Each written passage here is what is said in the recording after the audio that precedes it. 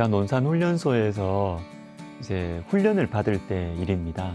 추운 겨울에 야외에서 간이 텐트를 치고 하룻밤을 지내는 훈련이었죠. 비록 간이 텐트였지만 텐트 안은 그래도 약간의 온기가 있었습니다. 그러나 밤새 교대로 밖에서 보초를 섰는데 바깥은 매우 추웠습니다. 제 순서가 되었어요. 너무 추웠어요. 그런데 너무 추운데 잠이 오는 겁니다. 잠이. 추운 곳에서 잠들면 생명이 위험하다는 것을 알고 있었고 그 생각이 떠올랐어요. 그런데 몰려오는 피곤함에 잠을 청하는 제 자신을 발견하고는 제가 깜짝 놀랐습니다. 죽는 줄 알면서도 잠을 청하는 미련함.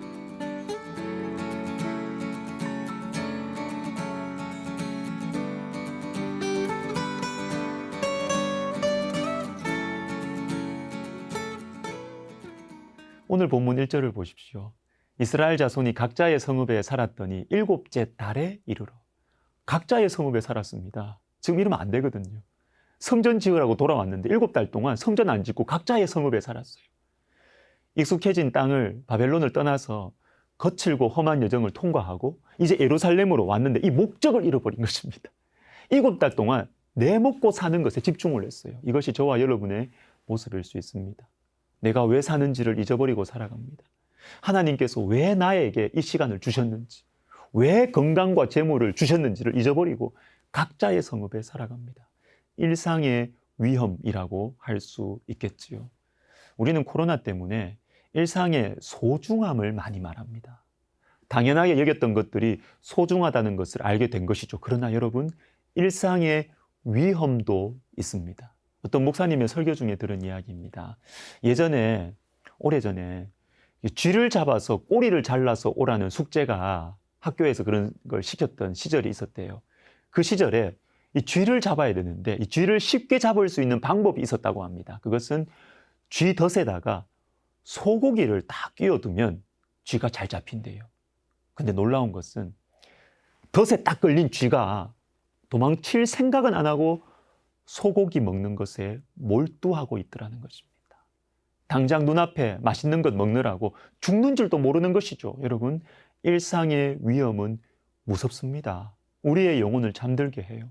그러나 감사하게도 예루살렘으로 돌아온 이 하나님 백성들은 7달 만에 다시 사명을 붙듭니다. 이스라엘 자손이 각자의 성읍에 살았더니 7째 달에 이르러 일제히 예루살렘에 모인지라. 일상의 위험을 이겨내고 성전 공사를 시작하는 것입니다. 그런데 12절을 보시면 성전의 기초를 놓을 때 통곡과 기쁨의 감정이 섞여 있어요.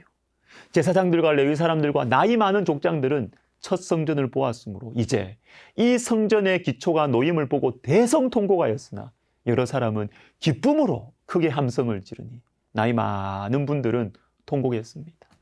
이들의 기억에 있는 그 첫 성전, 솔로몬 성전, 웅장하고 화려했지만 지금 내 눈앞에 있는 이 성전의 기초는 너무 초라하고 볼품이 없었기 때문입니다.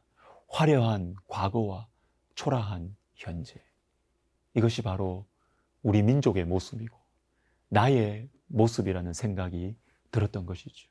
이 작은 성전을 보면서 우리의 어제와 오늘을 비교하는 것입니다. 왜 이렇게 되었을까? 왜 이렇게 무너졌을까? 왜 이렇게 우리가 초라하게 되었을까? 하나님을 멀리해서 그렇구나. 당장의 욕심과 쾌락을 위해서 하나님을 버린 결과가 이것이구나. 지나간 세월들이 생각나서 통곡을 하는 것입니다. 그러나 젊은 세대들은 기뻐하며 함성을 지릅니다. 미래를 향한 희망을 보고 기뻐하는 것입니다. 여러분, 이것이 희망이에요, 희망.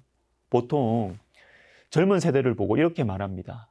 전쟁도 모르고 가난도 겪지 않고 자라나서 철이 없다고. 여러분, 그렇지 않아요. 오히려 젊은 세대들은 과거에 매이지 않습니다. 그래서 겁이 없어요. 새롭게 시작할 수 있는 희망이 젊은이들의 가슴 속에 있습니다. 하나님께서는 포로지에서 하나님 백성들을 아름다운 열매로 빚으시겠다고 약속하셨습니다. 다음 세대들이에요. 예레미야 24장 5절에 보시면 이스라엘의 하나님 여호와께서 이와 같이 말씀하시니라. 내가 이곳에서 옮겨 갈대아인의 땅에 이르게 한 유다 포로를 이 좋은 무화과 같이 잘 돌볼 것이라. 오늘 본문에 나오는 이 젊은 세대, 성전 기초가 놓였을 때 기쁨으로 함성을 지르는 이들은 포로지에서 말씀과 기도로 양육받은 믿음의 사람들입니다. 70년이 지났음에도 불구하고 예루살렘을 향한 믿음의 발걸음, 이 사람들이 내딛지 않습니까? 익숙한 환경을 떠나서 말씀에 인생을 거는 세대들이에요. 그 대표적인 사람들이 바로 스룹바벨이고 에스라이고 느헤미야인 것입니다. 비록 우리 어르신들이 볼 때는 참 고생도 모르고 고생도 덜하고 예의가 좀 없는 것처럼 보여도 여러분, 젊은 세대들은 하나님께 열광하는 세대입니다. 하나님을 아는 세대입니다. 하나님께서 이들을 통해 새로운 일을 행하시는 것이죠. 여러분, 늘 그러야 했습니다. 우리는 걱정하죠. 지금의 어른들, 지금의 지도자들이 천국 가시면 큰일 날 것 같아요. 하나님 나라가 무너질 것 같습니다. 여러분, 그렇지 않습니다. 모세가 죽은 후에 여호수아를 일으키셨고 바울의 뒤를 이어서 디모데의 가슴에 성령의 기름을 부으신 것이에요. 사랑하는 여러분, 우리 걱정하고 비판하는 대신에 우리 주님께서 새로운 세대를 일으켜 주시기를 기도하면 어떨까요? 주님, 새로운 세대를 일으켜 주옵소서. 과거에 대한 후회와 감상 또는 미래에 대한 두려움에 눌려있지 않는 이 세대, 오직 나의 하나님을 깨끗한 마음으로 믿고 따르는 새로운 세대를 일으켜 주시옵소서. 이렇게 기도하면 좋겠습니다. 기도하겠습니다.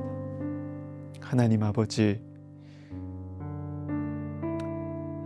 젊은 세대, 새로운 세대, 성령의 세대, 부흥의 세대를 일으켜 주시옵소서. 우리들처럼 마음이 복잡하지 않고 우리들처럼 마음에 상처가 많지 않은, 겁없이 주님을 따라가는 젊은 세대, 새로운 세대를 주님 허락하여 주시옵소서. 예수님의 이름으로 감사하며 기도하옵나이다. 아멘.